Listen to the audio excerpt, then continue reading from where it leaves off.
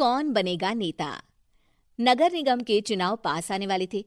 पूरे कानपुर शहर में टिकट को लेकर मारामारी शुरू थी, लेकिन सबसे ज्यादा चर्चा में वार्ड नंबर 40 की सीट थी। वो इसलिए क्योंकि इस बार वहां की सीट महिला के लिए आरक्षित थी। अब सवाल ये था कि चुनाव लड़ेगा कौन। इससे पहले ठाकुर साहब वहां से पार्षद थे और इस बार उन्होंने अपनी पत्नी सीमा ठाकुर को टिकट दिलवाई और ठाकुर साहब की शान के कारण सीमा जी ने 20,000 वोटों से चुनाव जीत लिया। अरे बधाई हो सीमा भाभी, अब तो आप वार्ड की पार्षद बन गई हैं। अब तो हमारे काम आप ही करवाएंगी। अरे ये तो सिर्फ नाम की पार्षद बनी है, वो तो महिला सीट आ गई, वरना पार्षद तो मुझे ही बनना था। अब भले ही चेहरा इसका होगा लेकिन पावर तो मेरी ही होगी। अरे वाह भाई साहब, क्या दिमाग लगाया है आपने भी। आइए आप लोग, खाना लगा दिया है सबके लिए। सीमा जी पार्षद बन चुकी थीं, फिर भी उनकी एक ना चलती। सारे काम ठाकुर साहब खुद ही संभाल लेते और जहां जरूरत पड़ती वहां सीमा जी का अंगूठा लगवा लेते। सीमा जी ज्यादा पढ़ी लिखी भी नहीं थी। एक दिन ठाकुर साहब और सीमा एक प्रोग्राम में जाते हैं। अरे ठाकुर साहब आप आ गए। ओहो, पार्षद मैडम भी आ गई हैं।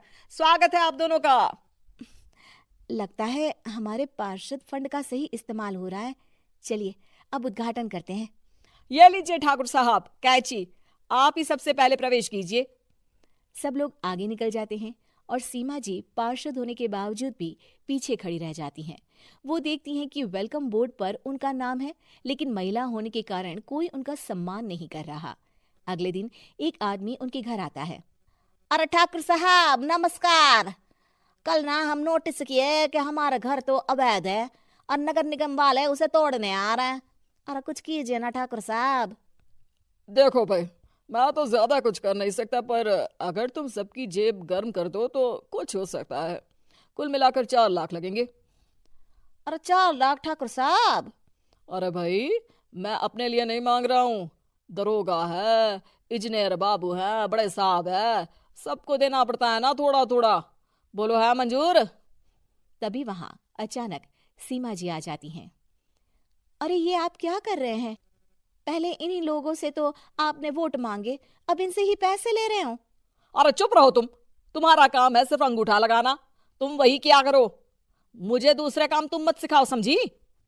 और तुम ना जाओ, अब पैसे लेकर आओ, वरना जेसीबी किसी भी वक्त आती होगी। सब कुछ ऐसे ही चलते रहता है। एक दिन सीमा जी और ठाकुर साहब को एक लोकल मीटिंग में बुलाया जाता है। वहां पर कई और अधिकारी लोग भी मौजूद रहते हैं। अब मैं चाहूंगा कि ठाकुर साहब हमारे बीच 2 शब्द कहें। मेरे प्यारे भाइयों और बहनों, आज मेरा सौभाग्य है कि मैं आप सबकी सेवा दिन रात कर पा रहा हूं। आपने मेरी पत्नी को भारी मतों से जिताया है, इसलिए मैं आप सभी का शुक्रगुजार हूं। मैं आप सबसे वादा करता हूं कि हमेशा की तरह हमारे वार्ड में किसी को कोई तकलीफ नहीं आने दूंगा। सभी लोग तालियां बजाने लगते हैं।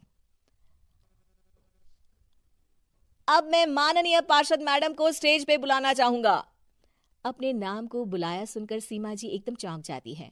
उन्हें बिल्कुल उम्मीद नहीं थी कि इतनी बड़ी जगह उन्हें मंच पर बुलाया जाएगा। जैसे तैसे वो मंच पर चढ़ती हैं। ऊपर जाती ही सीमा जी को सारी पुरानी बातें याद आ जाती हैं कि किस तरह उनके पति उन्हें कभी भी आगे बढ़ने नहीं देते और उनके नाम से गलत काम करते हैं। वो बोलने लगती हैं, मैं आपके वार्ड की पार्षद सीमा हूं। आप में से बहुत कम लोग ही मुझे जानते होंगे, क्योंकि इससे पहले मुझे कभी ऐसा मौका ही नहीं मिला। सारे मौके मेरे पार्षद पति यानी आपके ठाकुर साहब ही लेते रहे, लेकिन आज ये मौका मुझे मिला है तो मैं इसे ऐसे ही नहीं जाने दूंगी। मैं आपको ये बताना चाहती हूँ कि आपके ठाकुर साहब मेरे नाम की आड़ में गैर कानूनी काम करते हैं, जिस पर अंगूठों के निशान मेरे होते थे। इसीलिए मैं अपनी गलती मानती हूँ और आज अपने पद से इस्तीफा देती हूँ, ताकि आगे से कोई गलत काम ना हो पाए। अब फैसला आप सबके हाथ में है कि आप हमें क्या सजा देना चाहते हैं। सीमा जी की बातें सुनकर ठाकुर साहब के चेहरे का रंग उड़ जाता है और वो शर्म से मुंह नीचा करके वहां से चले जाते हैं और पद से इस्तीफा देकर ही सही सीमा जी अपने आप में आत्मविश्वास महसूस करती हैं।